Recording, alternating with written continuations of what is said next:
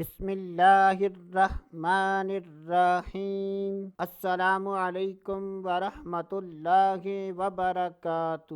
آج کی اس ویڈیو میں بات کریں گے کہ اگر کتا کسی پر حملہ کرے یا کتا بھونکے تو اس صورت میں کون سا وظیفہ کرنا چاہیے؟ تو یہ بہت ہی آسان وظیفہ ہے۔ اللہ تبارک و تعالی کے ان دو ناموں کو 3 مرتبہ پڑھ لیں۔ شروع میں اور آخر میں کوئی سا بھی درود پاک 3 مرتبہ پڑھ لیں تو انشاءاللہ عز و جل اللہ عز و جل کے فضل و کرم اور اس وظیفے کی برکت سے کتا حملہ نہیں کرے گا اور چپ چاپ واپس چلا جائے گا اور کتے کے نقصان سے حفاظت ہوگی۔ تو اللہ تبارک و تعالی کے وہ 2